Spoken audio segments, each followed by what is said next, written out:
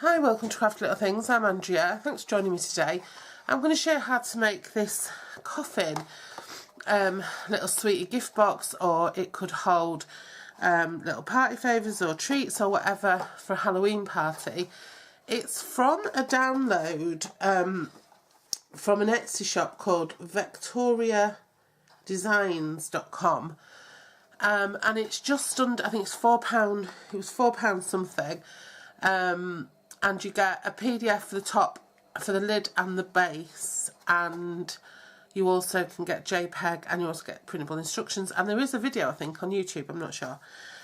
Anyway, I just thought it was brilliant.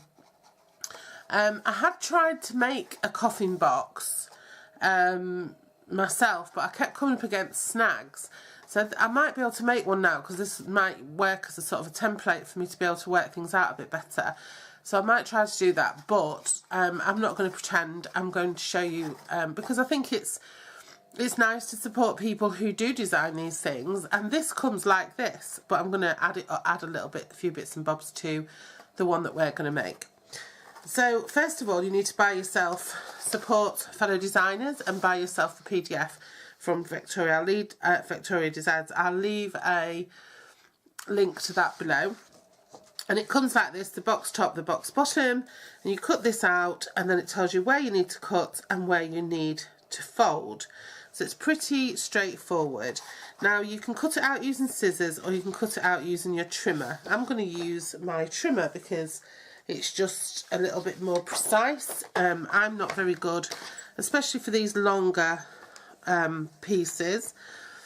So I just get the edge in my trimmer, in my cutting window, and then I know it's going to be a bit more precise than if I did it with scissors, because I'm not the best at precision cutting.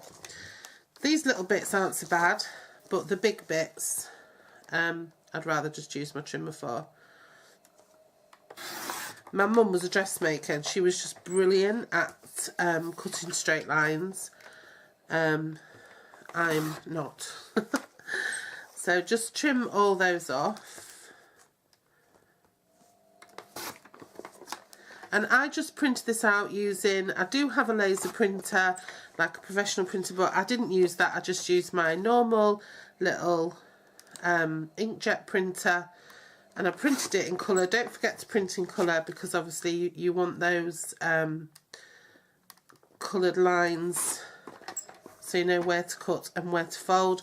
But if you don't have a colour printer, or it's too expensive to print in colour, then print in black and white, and just have that file open so you can see where you're supposed to cut and where you're supposed to fold.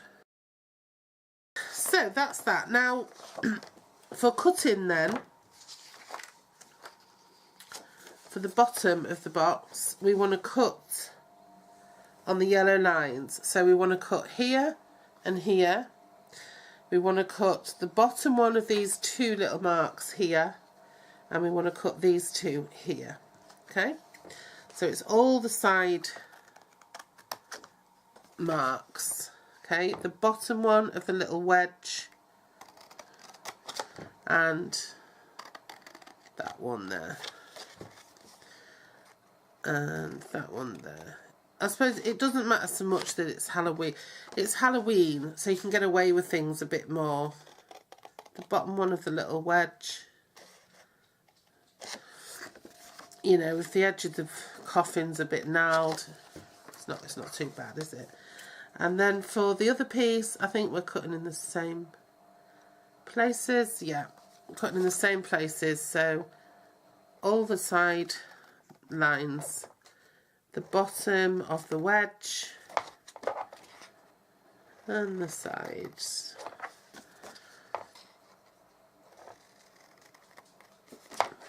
The bottom of the wedge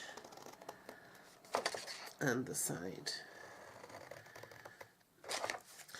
Right, I can get rid of my trimmer now for a minute. Now if I was making this from scratch, I'd need a piece of cardstock that measured 9.5 by 5.5. and I'd have to mark it in various places. It'd have to be very, very precise. So I don't think I'd even attempt it, to be honest. So then we're going to fold it where the blue lines are.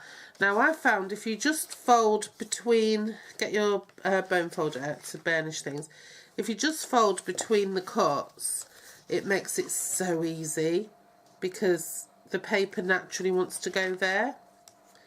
Okay, and I have printed this onto, I don't know if I said at the beginning, but I have printed this onto Stampin' Up! Whisper White cardstock, so it is on a good quality cardstock.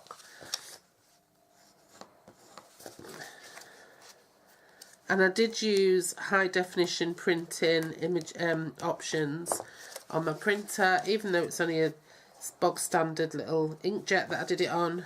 I still did use those high definition settings just to get a nice good image.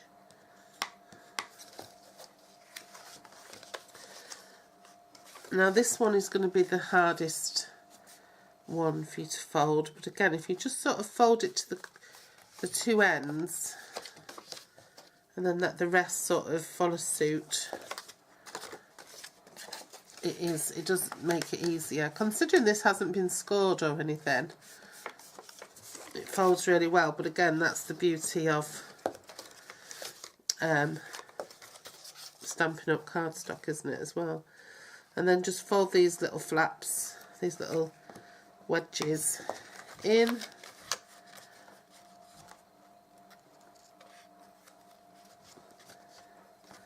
and burnish those. Okay, so we're all burnished there for the base, and then we just do the same for the lid. Okay, so then you want to put your glue onto the A's. So basically every triangle gets glue on it, okay, and it's all the triangles on the outside of your work. So you'd put glue on this triangle, this triangle, this little wedge, this little wedge, this triangle, and this triangle. Same for top and bottom. So just fold that up, keep your bottom nice and square, don't lose your square shape at the bottom. Okay, edge to the fold, edge to the fold, and you can press that all down with your bone folder in a minute. Edge to the fold, so you just got the little piece inside, the little wedge piece inside, just helping to keep that shape. And then edge to this fold on each side. Okay. And you might get some, if you're getting a bit of glue on your hands or whatever, you might get some ink transfer, but I don't think it really matters because it's Halloween, so who cares if the inside of your box is a little bit grubby, got a few black marks in it. And anyway, I will line that with something anyway, so it would have either tissue or it would have spider's web, cobweb in it or something anyway. So personally it wouldn't be you won't be able to see it anyway.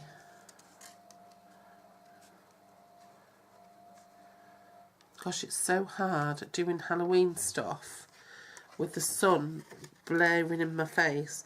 I've just been outside and put a load of washing out on my washing line because it's so sunny and warm and there's a lovely little breeze blowing. I thought, crikey, that's going to dry I'd washed a load of blankets that I use in the living room in the winter for people to just grab and snuggle under.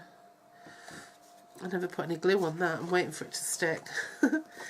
And I just thought I'd freshen them up, so I've just washed them and I've hung them out on the line, and they're all blowing in a lovely breeze.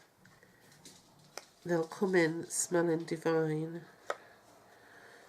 I love the smell of line dried washing. Just love it. I love the smell of people when they're coming out of the cold as well in the winter. Especially the autumn, sort of, that chill. Oh, it's lovely. The dogs went out yesterday, so I'm not very well. The dogs went out and my friend took them out. And when they came back, they just smelled gorgeous. They'd been really blown in the wind, and they were beautiful. They were dead fluffy as well. So yeah, so that's it. There's your lid for your box. Pop that on, and then you can fill that with whatever you want to fill it with, and you can leave it like that if you want, or you can add bits to it. You can die cut out little cobwebs, little spider webs, little spiders. You can stick a cat next to it. You can do whatever you like. Wrap it in twine, antique lace, whatever you want to do with it. But that's the basic box. And I just thought that, oops, it's got a bit out of shape. And I just thought that it's just such a handy and cute little Halloween thing, and for a party or whatever, or to give kids, you know, some treats in when they come knocking on your door. I just thought it's really cute. That one looks bigger than that one. That one is bigger than that. I think I must have had my printer settings different. It's come out different as well, because this one was done in black and white, this was done in colour. Definitely different sizes. So I must have had my printer settings different. For some reason, I'm pretty sure I didn't. I'm pretty sure. Oh well. So I guess you can change the size of it then. So yeah. So that's that. Hope you enjoyed that.